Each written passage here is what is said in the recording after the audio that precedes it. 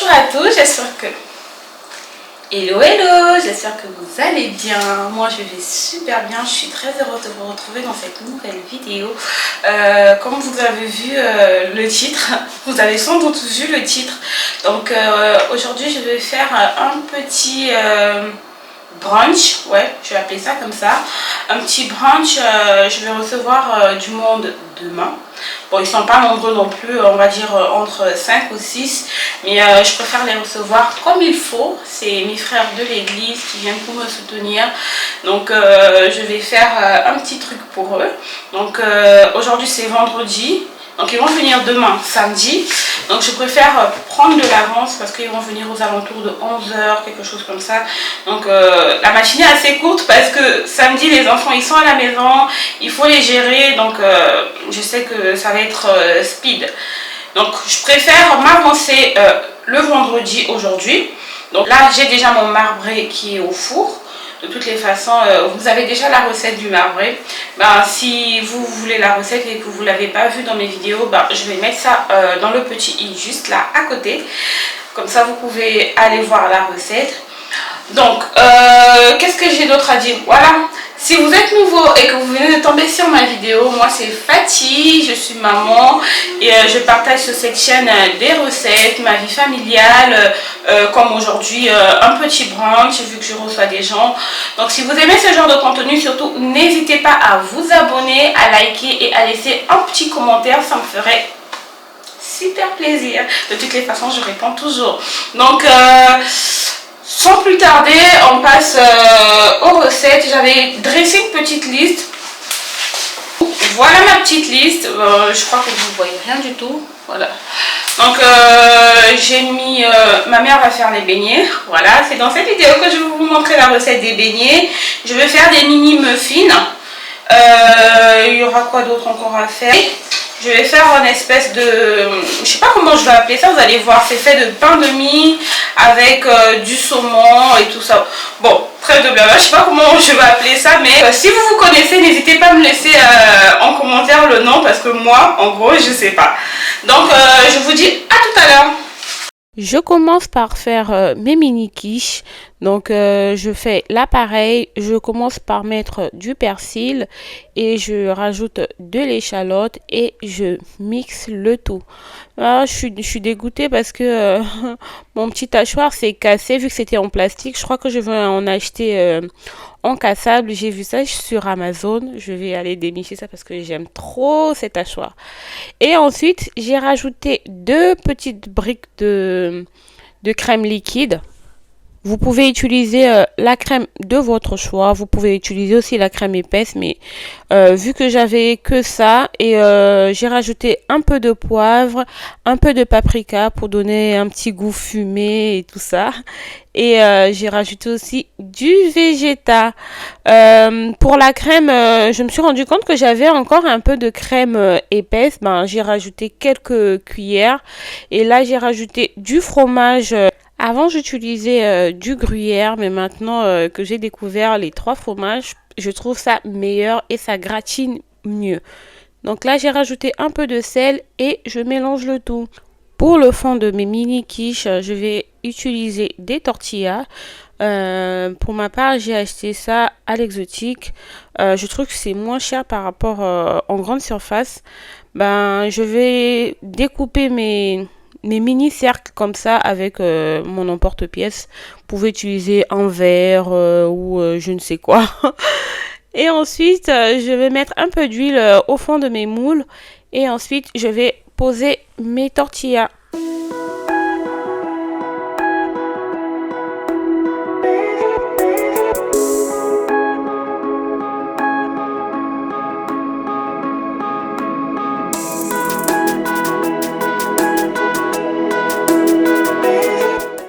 À l'aide de ma cuillère à glace, je remplis mes moules à la limite de mes tortillas. Donc j'ai eu à faire 2 appareils. J'ai fait un appareil à base de ce que je vous ai montré tout à l'heure. Et pour le deuxième, j'ai mis des œufs parce que j'avais une personne qui ne mangeait pas les œufs, donc il fallait bien satisfaire tout le monde. Dans mon premier moule, je rajoute du thon nature et dans mon deuxième moule, je rajoute juste des dés de jambon.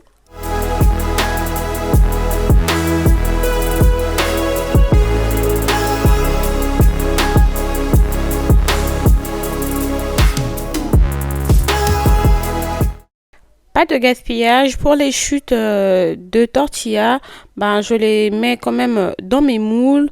Je les superpose, ça va former une base. Et ensuite, je vais utiliser mon deuxième appareil à base d'œufs pour les garnir. Et cette fois-ci, je vais mettre que les dés de jambon.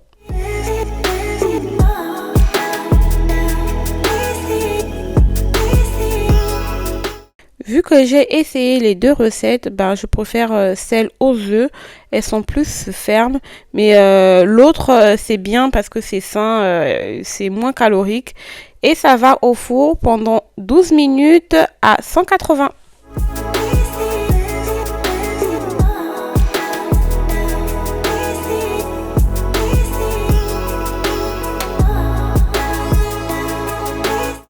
Et voilà, mes mini quiches sont prêtes.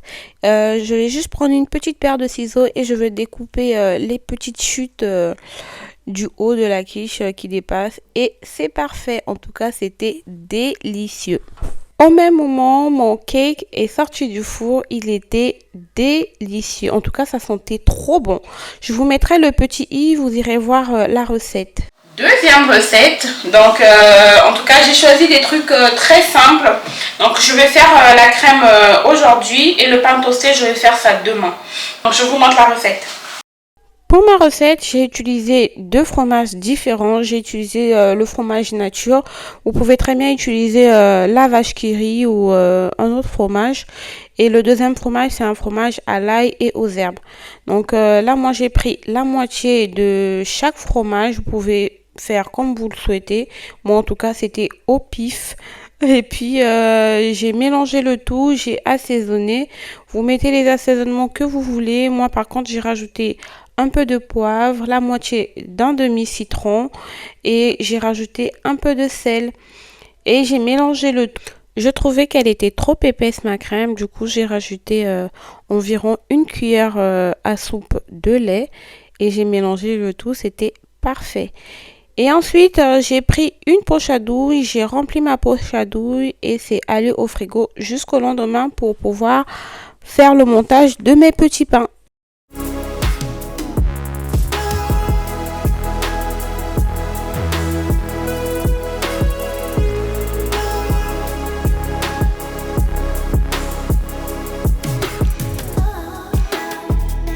Je m'attaque à la pâte à beignet. Du coup, je vais utiliser 15 g de levure que je vais faire dissoudre avec 5 grosses cuillères à soupe d'eau tiède. L'eau que je mets, ça ne fait pas partie des quantités que je vais vous donner pour la recette. Là, c'était juste pour dissoudre la levure. Et ensuite, je vais rajouter une petite quantité de sucre pour activer la levure. Je la laisse de côté et ensuite, je vais écraser 4 bananes. Si par exemple, vous voulez plus de bananes, il faudrait diminuer la quantité d'eau. Donc, plus vous mettez de bananes, il faudrait vraiment réduire l'eau, sinon votre pâte va être trop liquide.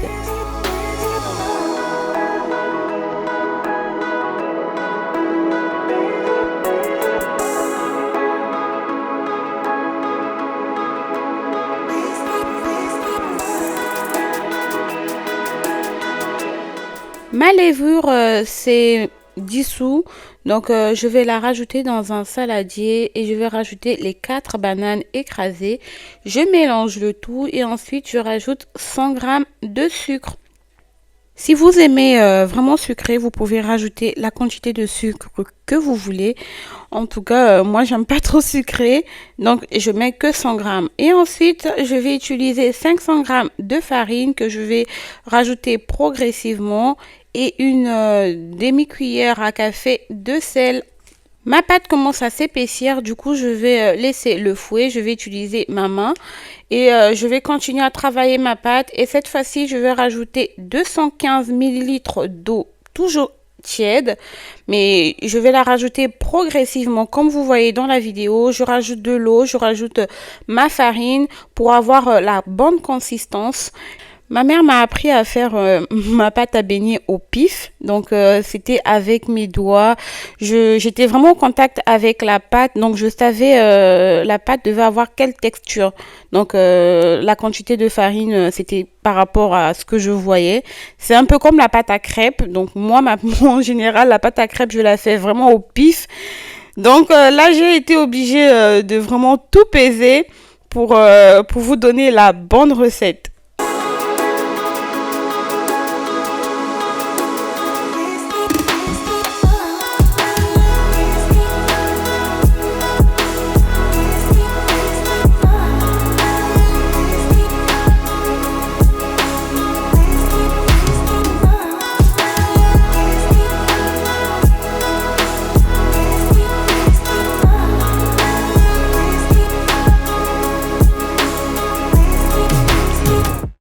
Une fois que votre pâte a cette consistance, vous pouvez la laisser dans votre four environ 2 heures, 3 heures. Vous la laissez doubler de volume. En général, ce que on fait ça la veille aux alentours de 22 heures, 23 heures et on fait cuire au petit matin. Donc, vous inquiétez pas, même si vous laissez ça 3 heures, c'est pas un problème. Je vous récupère un autre jour. Vous avez remarqué que c'était un autre jour. Bon.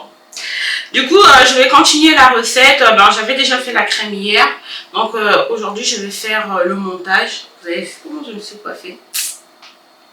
Ces derniers temps, je suis dans le mood coiffure avec mes cheveux et tout. En ce moment, j'ai lâché un peu les mèches. Parce que ça me casse les cheveux. Donc, vous voyez, j'ai juste tiré de ce côté. En fait, j'avais 2 tresses hier. Du coup, j'ai juste défait. Et ici, là, ça m'a fait un peu de boucle comme ça.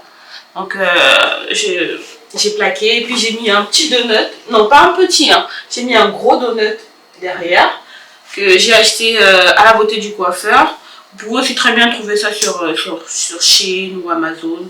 Enfin, il y en a un peu partout. J'ai acheté ça à 3 euros, je crois, si je dis pas de bêtises.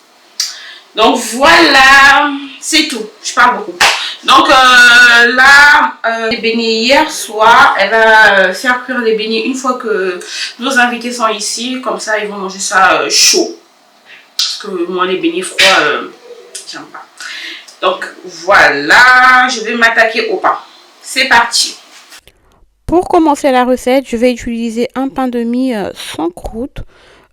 Si par exemple vous avez des pains de mie avec croûte, ben vous enlevez juste la croûte, ça sera meilleur.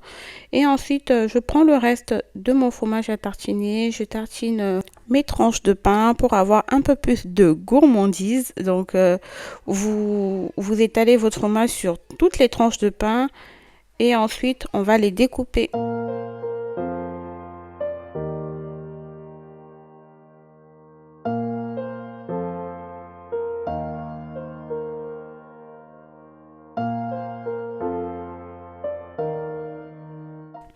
Je découpe mes tranches de pain en 4.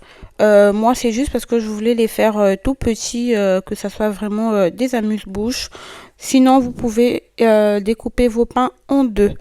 Donc, je finis de tout découper et ensuite, on va passer à la dorure du pain.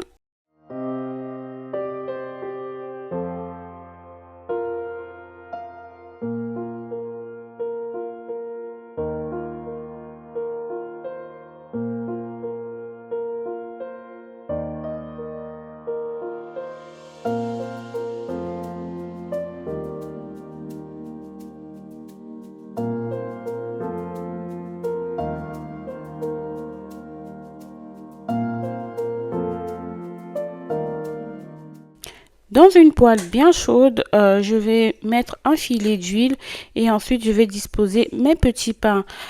Faut faire attention parce que ça brûle vite, donc être là à bien surveiller pour que les petits pains ne brûlent pas. Vous les laissez dorer de chaque côté, même sur les bordures, comme ça vous aurez un rendu plus joli.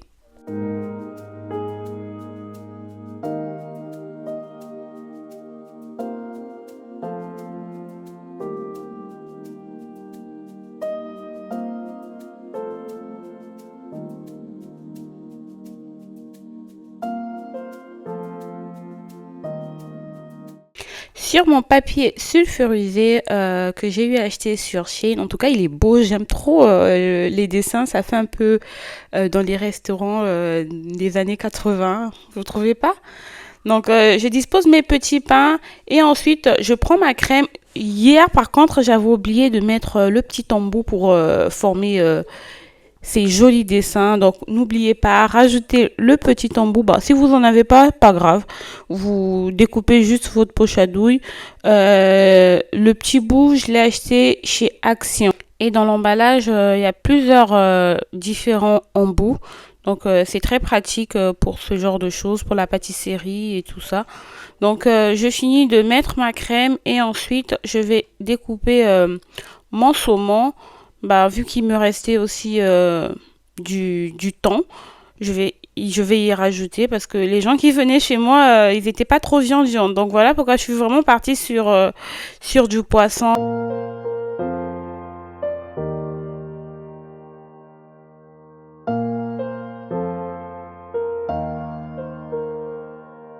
Je découpe mon poisson en petites tranches pour que ça fasse joli sur mes petits pains.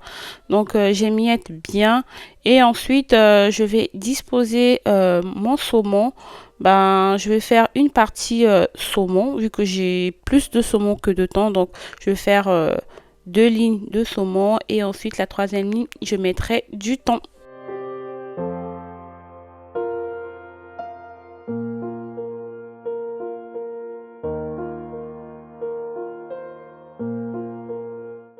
Avec des petites recettes comme ça, vous pouvez faire plaisir à vos invités. Ça coûte vraiment pas cher. Si vous trouvez que le saumon coûte cher, bah, vous pouvez prendre la truite. Elle est moins chère par rapport au saumon, donc ça fera plaisir. Et ensuite, j'ai découpé des persils que j'ai vraiment coupé en très fines lamelles que je vais rajouter au-dessus pour donner un peu de couleur et de fraîcheur. Du coup, je vais rajouter pour la fin des petites tranches de citron que j'ai vraiment coupé très finement et ensuite je vais encore découper mon citron pour mettre juste des petites lamelles de citron pour donner cette fraîcheur.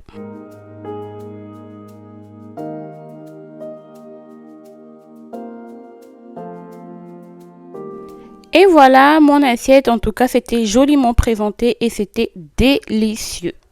Je vais goûter avec vous. Parce que j'ai jamais fait ça, hein, c'est la première fois. Au départ, je suis pas trop ail, j'aime pas trop l'ail.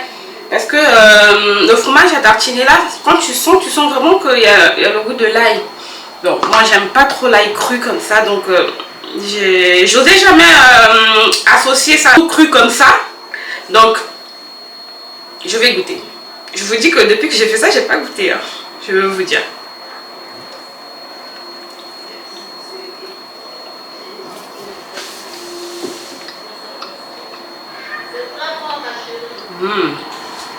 C'est trop bon. Je vais rajouter du citron. Donc il y a ce goût frais du citron.